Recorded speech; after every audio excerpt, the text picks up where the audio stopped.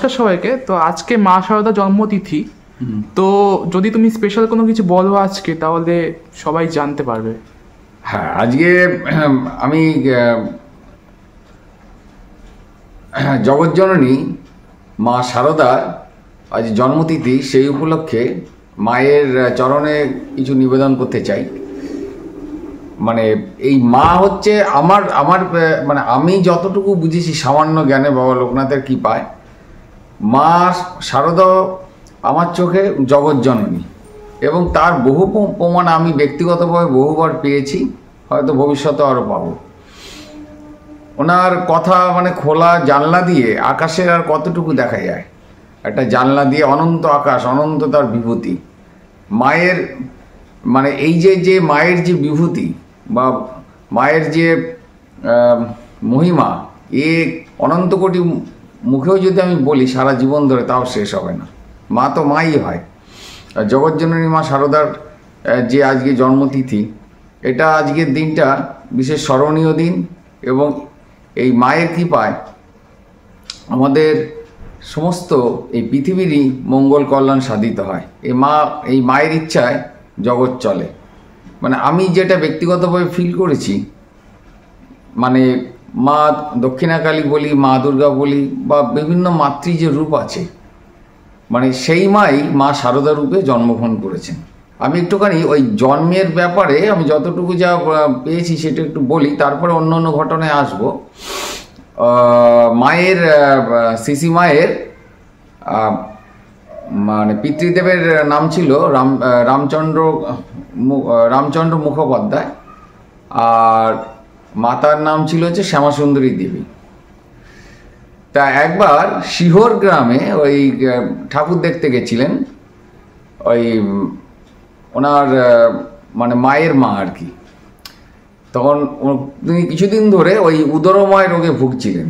তা ফেরার সময় ওই শৌচকর্মে যাওয়ার সময় উনি অন্ধকারের মধ্যে ওই শৌচকর্ম তো আর হলো না, এক বেলগাছের তলায় এসে উনি যখন বসেছিলেন, তখন হঠাৎ মনে হলো যেমন কি একটা ওনার উদরে মানে কি যেন একটা ঢুকে গেল, এবং শৌচকর্ম কিন্তু হলো না। এবং তারপরে দেখা যাচ্ছে এক জ্যোতির্ময়, এক 4-5 বছরের এক ছোট্ট বাচ্চার শিশুর এই মানে কন্যা এসে তাকে বলল, মা আমি তোমার কাছে এলুম, এইভাবে বলার পরেই উনি ওই জ্যোতির্ময় মূর্তি দেখার পরে উনি আর স্থির থাকতে পারলেন না। উনি মানে কি হলো, জ্ঞানহারা হয়ে গেলেন।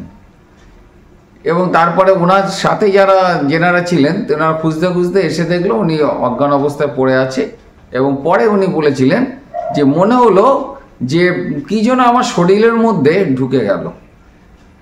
এবং পরবর্তীকালে ইনিই হচ্ছে জগৎজননী শ্রী মা শারদা। মানে এই ঘটনা যখন ঘটছে, অন্যদিকে রামচন্দ্রদেব মানে শারদা মায়ের যে পিতৃদেব, উনি দেখছেন যে একটা মানে হেমাঙ্গিনী মানে সারা গায়ে অলঙ্কার ভূষিত এক ছোট্ট মানে শিশু কন্যা, তাকে মানে গলা জড়িয়ে ধরে তাকে বলছে, আমি তোমার কাছে মানে আসলাম। কথাটা হচ্ছে আমি তোমার কাছে আসলাম। তা এই দুটো ঘটনাই পরপর প্রমাণ করলো যে উনি মানে জগৎজননী স্বয়ং মানে আসার আগে এই মানে তাদের যে দেখা দিলেন তার একটা নমুনা রাখলেন মাত্র। তারপরে তো মায়ের জন্ম হয়। এবং এই মায়ের ঘটনা কি বলবো, যখন মানে একবার মা যখন তখন ছোট, সিসি মা যখন খুবই ছোট, মোস্ট প্রবাবলি যতটুকু যা পেয়েছি 10-11 বছর যখন বয়স, তখন একবার ওই দুর্ভিক্ষ দেখা দেয় দেশে। তা এনাদের অবস্থা, মায়েদের অবস্থা খুব একটা ভালো ছিল না। মানে জমিতে ওনাদের বাড়িতে তখন কিছু ধানের গোলা ছিল ওনাদের, তবে ঈশ্বরের ইচ্ছায় ওনাদের খেয়ে পড়ে চলে যেত, অসুবিধা হতো না। ওনার বাবা রামচন্দ্র দেব ওই মানে যজমানি করতেন, এবং ওই তুলোর থেকে পৈতে বার করে সেই সমস্ত ওই পইতে এই বিক্রি করতেন বা এই জাতীয় জিনিস, মানে আর কিছু ধানি জমিও ছিল, নিষ্কট কিছু ধানি জমি ছিল, এবং ওই ধানি জমিতে যতটুক যা চাষাবাদ হতো তাতে ওনাদের ওই মানে চলে যেত, অসুবিধা হতো না, চলে যেত। তবে অবস্থা একেবারে খারাপ, মানে ভালোও বলা যাবে না, মানে মায়ের সংসারে তাদের যে প্রয়োজন ভিত্তিক চলে যেত, এই এক কথায় বলা যায়।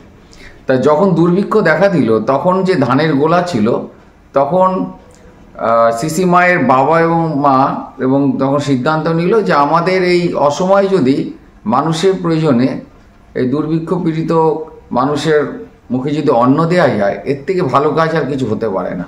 তারা মানে যত ধান ছিল সমস্ত ধান থেকে চাল বার করে তারা নিরন্ন মানুষকে যতক্ষণ ছিল তারা অন্ন জুগিয়েছে।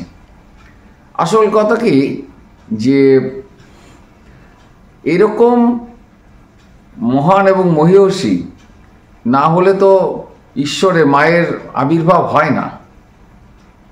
মানে এনারা কত মহান এবং মহীয়সী ছিলেন, মানে সিসি মায়ের মা এবং বাবা দুজনের কথাই বলতে হয় যে নিজেদের শেষ মানে সম্বলটুকু, মানে যে ধান ছিল সেই ধান নিরন্ন মানুষকে ওই অসময় তারা মানে সে ধান থেকে চাল বার করে তাদের সামর্থ্য অনুসারে যতক্ষণ পর্যন্ত ওই ছিল তারা ততক্ষণ এই খিচুড়ি রান্না করে ওই তাদের মানে আহার জুগিয়েছেন।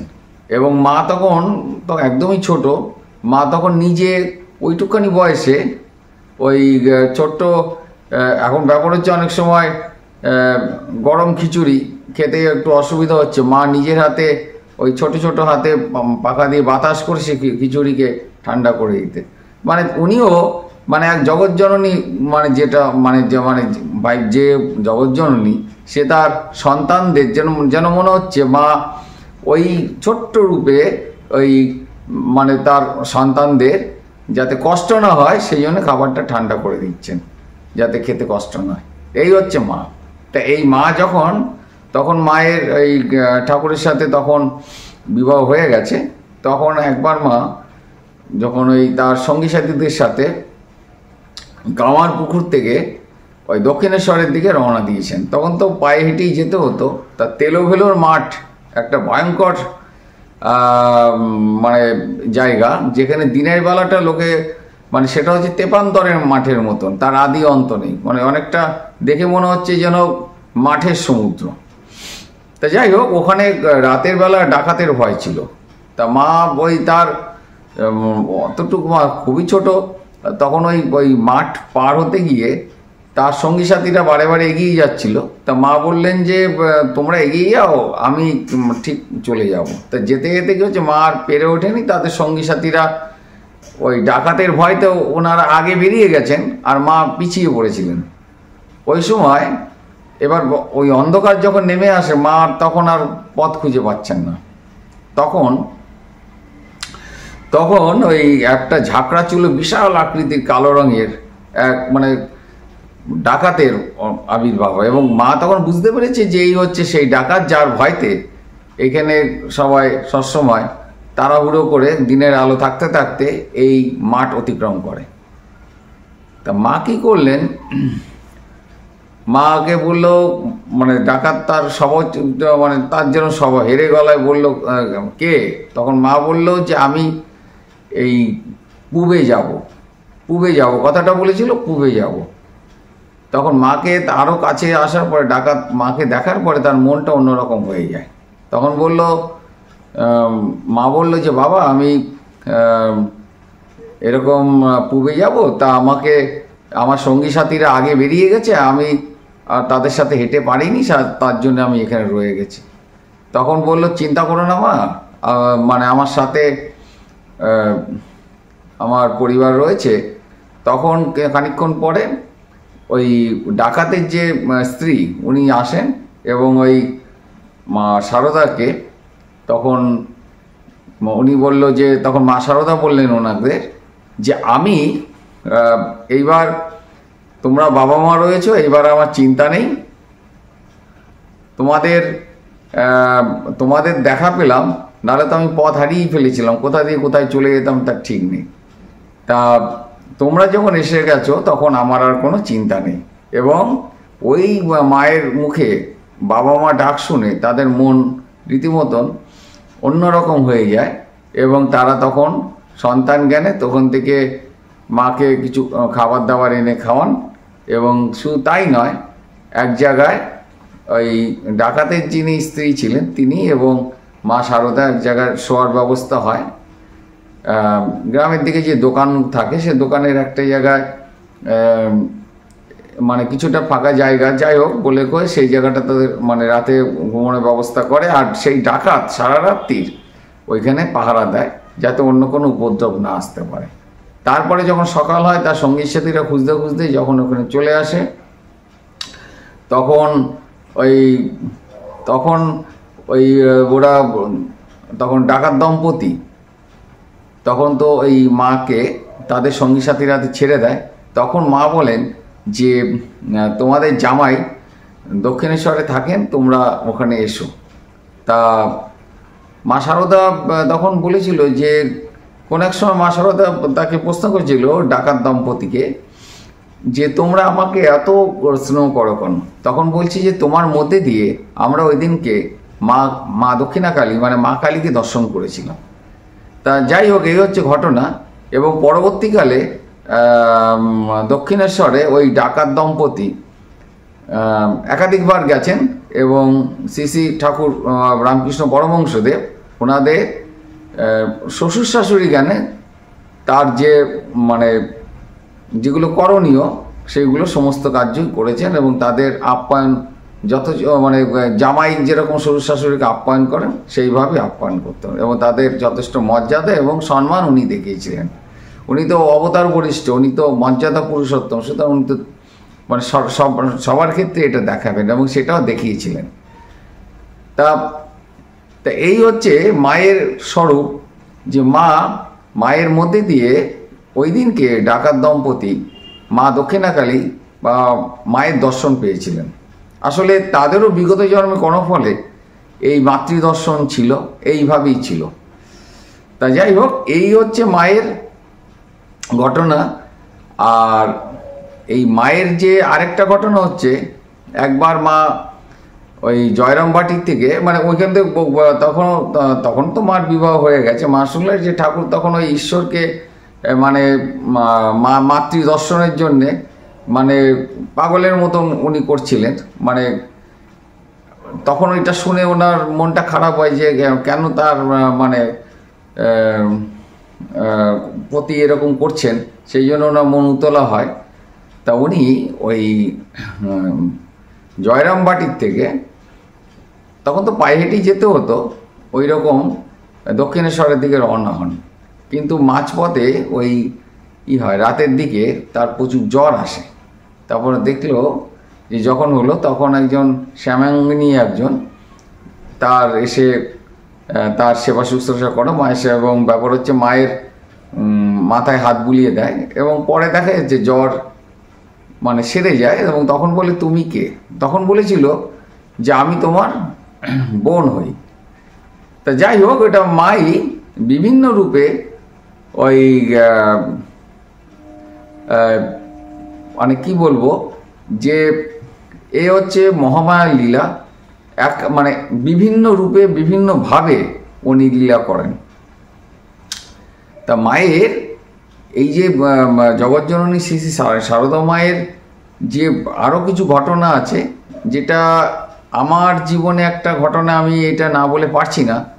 বহু বছর আগে আমি যখন বাবা লোকনাথের বিশেষ প্রক্রিয়ায় যে সাধন ভজন থাকে মানে করছিলাম, সেই সময় আমি মনে মনে একটা কথা চিন্তা হয়েছিল যে জগজ্জননী মা শারদার মহিমা তো আমি বইপত্রে পড়েছি, তা সব ঠিক আছে, কিন্তু মা জগজ্জননী তো ঠিকই আছে, কিন্তু মায়ের একটুখানি অলৌকিক কিছু যদি দেখতে পেতাম, মানে বাবা লোকনাথকে বিশেষ প্রার্থনা জানিয়েছিলাম, মনে মনে প্রার্থনা জানিয়েছিলাম যে তখন এই ঘটনাটা আমি এই প্রথম বলছি মানে একদিন বহুদিন আগের কথা বলছি, তখন আমার বয়সটা অনেক কম, 30-32 বছর বয়স হবে। ওই সময় আমি মানে অনেক রাত পর্যন্ত এই বাবার নির্দেশিত পথে আমি এই জব করছিলাম। জব করতে করতে হঠাৎ করে এক অলৌকিক, মানে যতটুকু বলা যায় আমি বলছি, বাবার আবির্ভাব ঘটে। আমাকে বলল যে চল আজকে আমরা দক্ষিণেশ্বরে যাব। আমি বললাম যে হ্যাঁ বাবা চলো। তখন অলৌকিকভাবে, এইটুকু শুধু আমি বলছি, অলৌকিকভাবে, এবং তখন মাঝরাত্রি পেরিয়ে হয়তো 3:30-4 বাজে এরকম একটা সময় হবে মোস্ট প্রবাবলি। তা মানে যদিও বাবা তো মানে যে কোনো দেহ যখন তখন ধারণ করতে পারে, সর্বমত্ত পাতালে বাবা লোকনাথ স্থূলে অস্থূলে সর্বত্র অবস্থায় উনি বিরাজমান রয়েছে। তা আমার এই মানে আমি দেখলাম বাবার সাথে আমি রয়েছি, এবং ওখানে দক্ষিণেশ্বরে গিয়ে আমার এখনও এই মানে একটা অদ্ভুত জিনিস দেখলাম।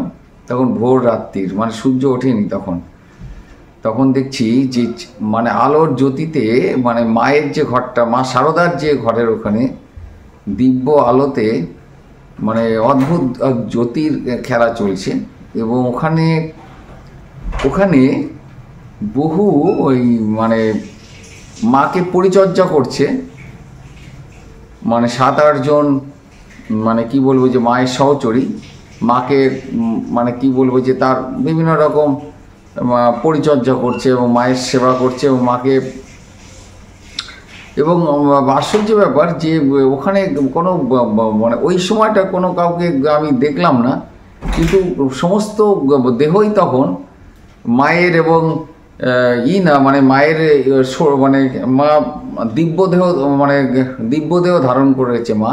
এবং তার সাথে যারা যে 7-8 জনের মতন যাদের দেখলাম, তারাও মানে সমস্ত কিছু ওই মাকে, কেউ চুল ছেড়ে দিচ্ছে, কেউ মাকে ফুল দিয়ে সাজাচ্ছে, কেউ, এবং তারা রীতিমতন চলাফেরা করছে। আমি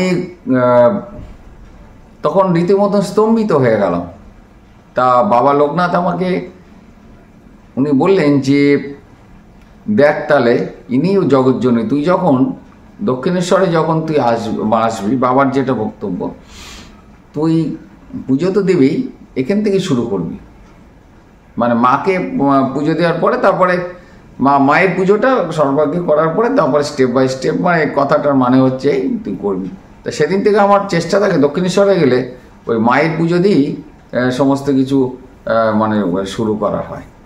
তা জগৎজননী মায়ের, এবং একটা জিনিস আমি মানে নিজে খেয়াল করে দেখেছি, ওই বাবা লোকনাথেরই কৃপায়, বাবা লোকনাথই মানে আমাকে দৃশ্যে বা অদৃশ্য থেকে এই জিনিসগুলো, এই অনুভূতি বা ভাইব্রেশনগুলো দেন।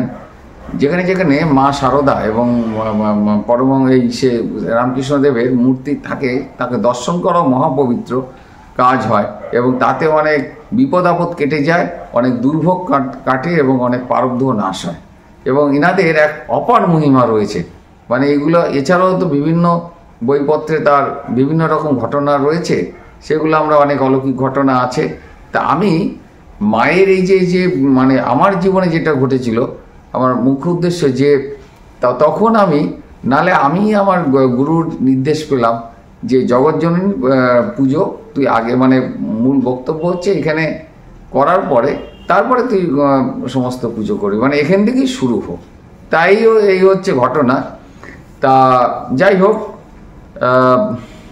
এখানে মোটামুটি আমি আমার বলা শেষ করলাম। পরে মায়ের ব্যাপারে আরও যদি কিছু অলৌকিক ঘটনা ঘটে তাহলে আমি জানানোর চেষ্টা থাকলো। জয় বাবা লোকনাথ।